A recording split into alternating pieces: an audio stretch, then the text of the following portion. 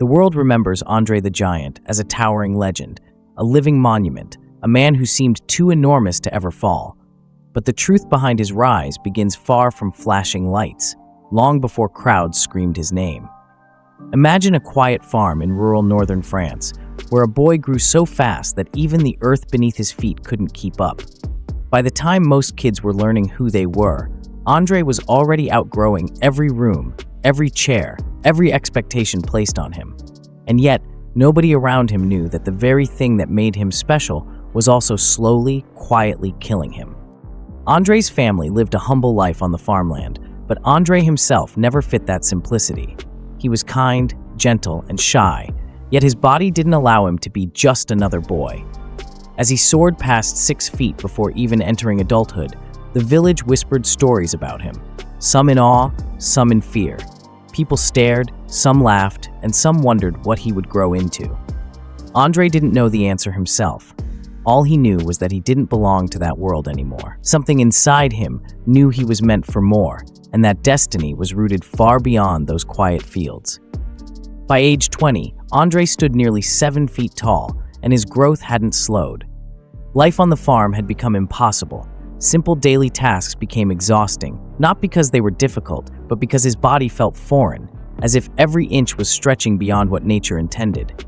So he made a bold decision. He left home and moved to Paris, chasing a future that he couldn't yet imagine. But Paris wasn't welcoming at first. It was loud, fast, crowded, and Andre was impossible to blend in. He was a walking spectacle without even trying. Everywhere he went, heads turned. Yet it was here, in the City of Lights, that destiny finally opened a door.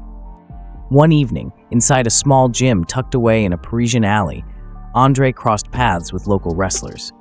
They weren't intimidated by his size, they were fascinated. One of the wrestlers approached him, studying him like a rare discovery, and asked if he had ever thought about stepping into the ring. Andre laughed. The idea felt absurd, but they insisted. With his massive frame and soft-spoken demeanor, he had the perfect blend for something bigger than anything he'd ever imagined. Soon, he was training, slowly learning bumps, strikes, footwork, and the art of turning a physical presence into a character people would never forget. Andre debuted under the persona of a giant lumberjack, a man from the French countryside who towered above mortals. The crowds were stunned. Fans didn't just cheer, they gasped. People traveled miles just to catch a glimpse of the enormous newcomer who seemed more myth than man. His fame grew rapidly across Europe. From Paris to London, from small halls to giant arenas, promoters booked him not for his wrestling skill, but because his very presence was enough to sell out venues. Andre wasn't just a performer, he was a phenomenon. And soon, his journey pushed him even further from home. When Andre traveled to Japan, his legend expanded. Japanese crowds treated him not just as an athlete, but as something almost spiritual. Cameras flashed, fans chanted, and newspapers labeled him a marvel of nature. But during this rise, the greatest turning point in his life occurred, a moment that cracked open the mystery behind his giant stature. In a Tokyo medical facility, doctors finally told him the truth. His height wasn't a gift, it was a disease. A tumor in his pituitary gland was flooding his bloodstream with growth hormone, forcing his body to expand beyond human limits. And if he didn't get the tumor removed, he would likely die before the age of 40. The diagnosis hit him like an earthquake. Everything he was, everything he had achieved, everything he believed about himself, suddenly stood on unstable ground. Surgery could save his life, but it could also change his appearance, possibly shrinking him or weakening him. It could end his career overnight. And without wrestling, who was he? Andre wasn't just famous because he wrestled because it made his size make sense. The ring was the only place where he didn't feel like an outcast. The idea of losing that identity terrified him more than death itself.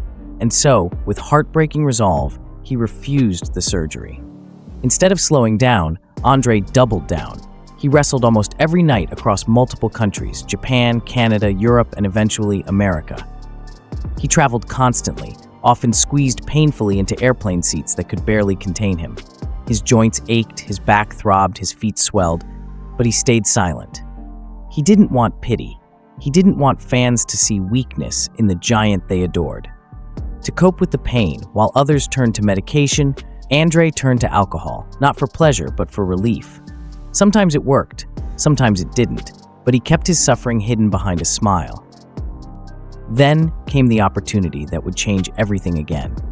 In 1973, Vince McMahon Sr., one of America's most powerful promoters, saw Andre as the future face of global wrestling. He brought him to the United States, renamed him Andre the Giant, and crafted him into wrestling's first true worldwide attraction. Under Vince Sr.'s guidance, Andre became bigger than any territory, any arena, any opponent. He wasn't just a wrestler anymore. He was an event. Wherever he went, tickets sold out. Fans stormed arenas just for the chance to stand in the same building as him. And yet, behind that growing fame, Andre lived with the quiet knowledge that every cheer, every spotlight, every giant moment was borrowed time. As the 1970s unfolded, Andre reached supernatural levels of fame.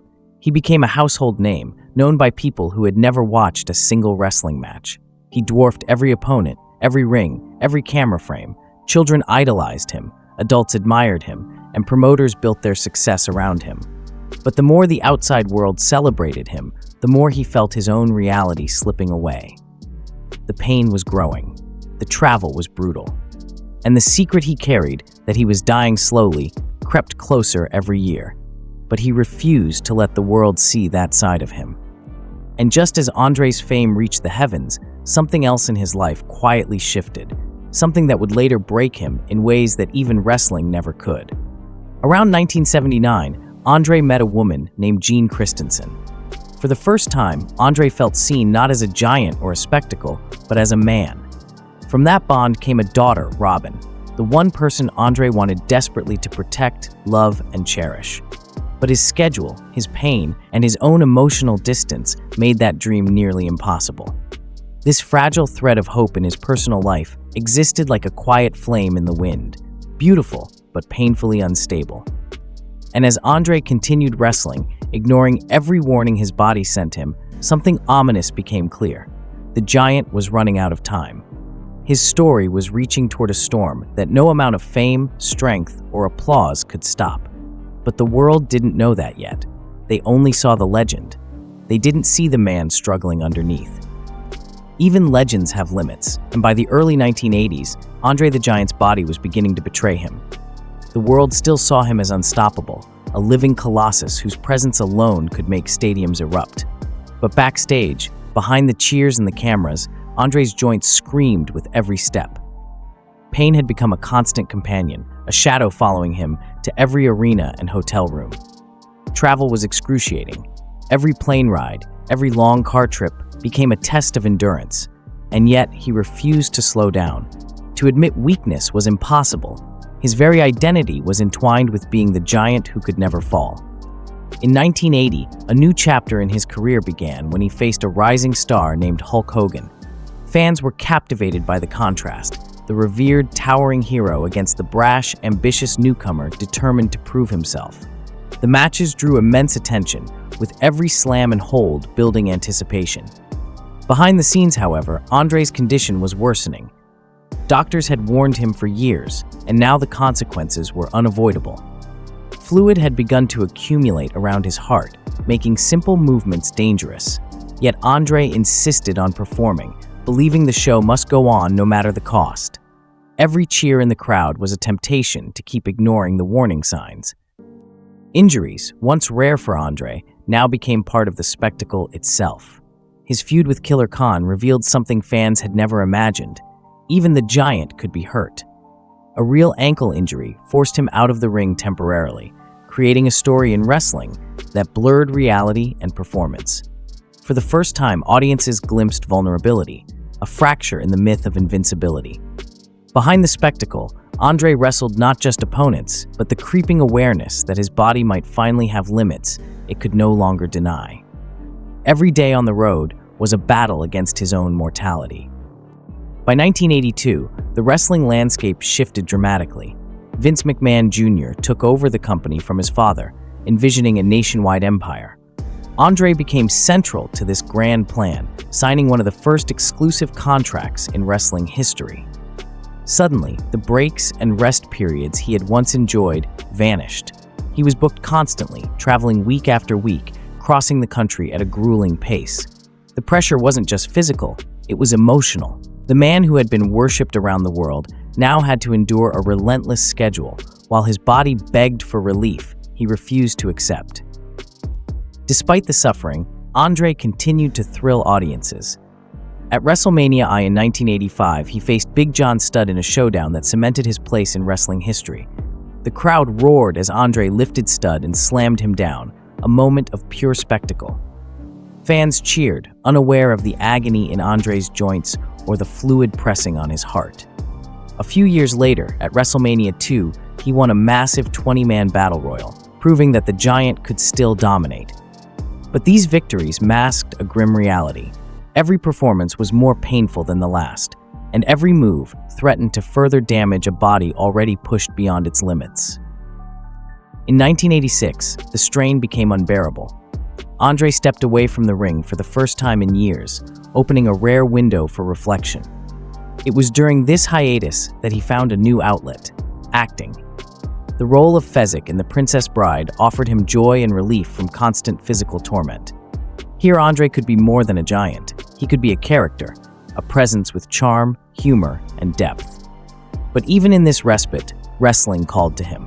Vince McMahon Jr. visited him during filming, urging him to undergo back surgery and return for WrestleMania III. Andre agreed, knowing this might be his final chance to shine in the ring at the level he had defined for decades. The surgery brought some relief, but could not undo the years of strain. Andre needed a steel brace just to stand upright, and walking caused agonizing pain. Still, he returned for the legendary match against Hulk Hogan at WrestleMania III, one of the most iconic moments in wrestling history. Backstage, Andre quietly consumed a bottle of wine, using it to numb the pain that no medication could ease. In front of 90,000 spectators, the match unfolded flawlessly, meticulously planned to protect him. The body slam that ended the match was heard around the world, but the crowd had no idea how much it had cost him. The Giant had endured, but the cost was immeasurable. Even after this historic match, reality began to erode the legend. By 1989, Andre was no longer able to compete at his former level. Young talent, like the Ultimate Warrior, began to overpower him quickly in matches, and fans watched in disbelief as the once unstoppable Giant was flattened in seconds. For a man whose identity was tied to his power, these matches were humiliating. Frustration and anger began to take hold. In Iowa, after a painful performance, he lashed out at a cameraman, destroying equipment in a rare moment of unrestrained emotion. Andre was trapped, a legend whose body no longer aligned with the myth he had created.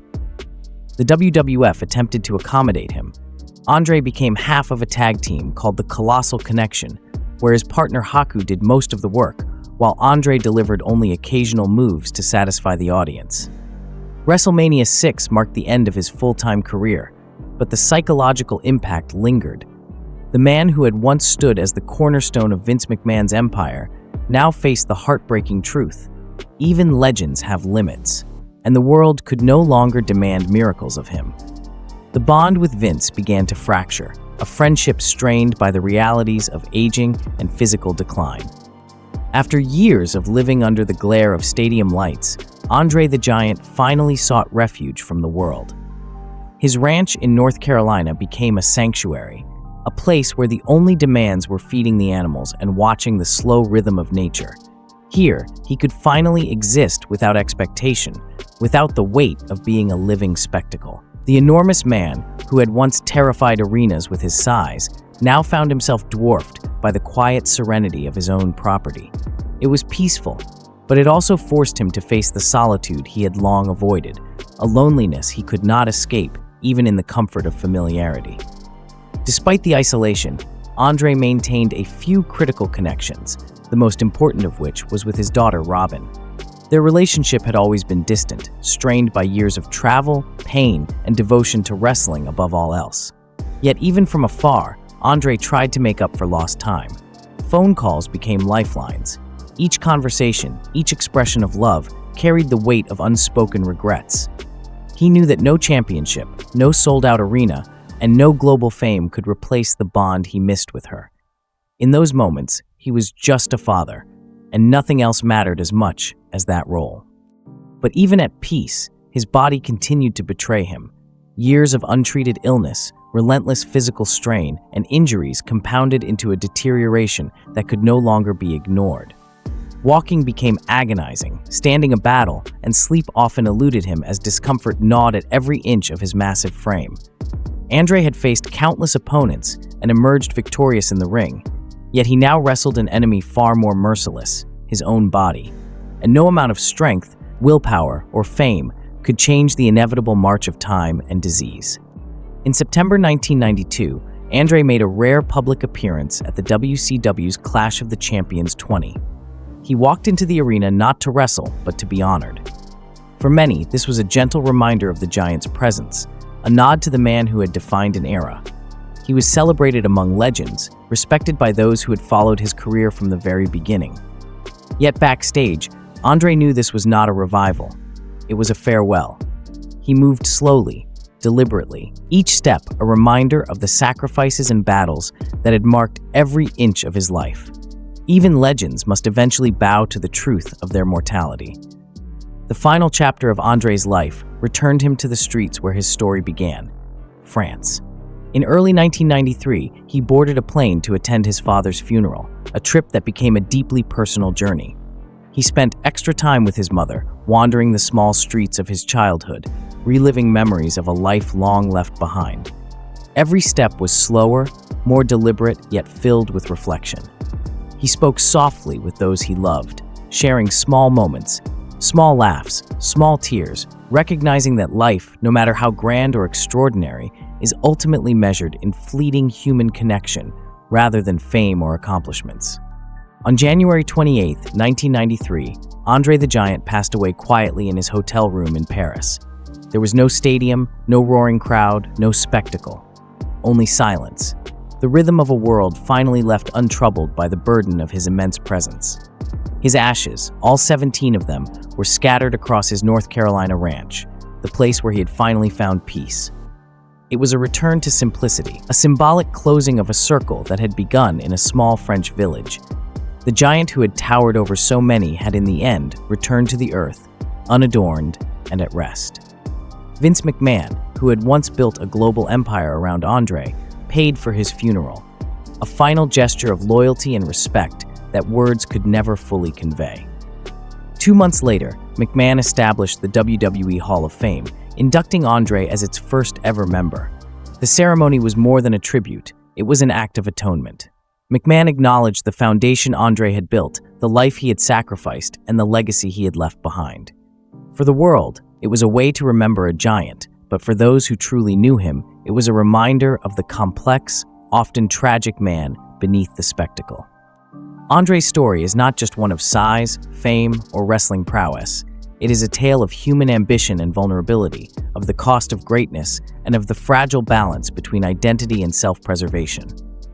The man who inspired millions also lived with unspoken pain, loneliness, and choices that ultimately shortened his time on Earth. He loved, he struggled, he endured, and through it all, he remained a giant not only in stature, but in spirit. His life invites reflection on what we value most: glory, connection, or simply the quiet dignity of existing on our own terms. And yet, even after his passing, Andre continues to stir curiosity, admiration, and debate. How much did fame cost him? Could he have lived longer if he had sought treatment? Did he truly find peace in his final years, or was it a fragile illusion crafted from solitude? These questions linger, unanswered but powerful, because Andre's life reminds us that even the most legendary figures carry private battles unseen by the cheering world. As fans, as humans, we are left to wonder, can anyone truly bear the weight of being larger than life, or is the price of greatness always too high? Andre the Giant gave the world awe, entertainment, and memories that will last forever. But behind the legend lies a profound truth, that no matter how mighty, we are all fragile in the face of time, love, and loss. So the question remains, and it's one we must ask ourselves: what does it really mean to be a giant, in body, in fame, or in life? And are we willing to pay the price that comes with it?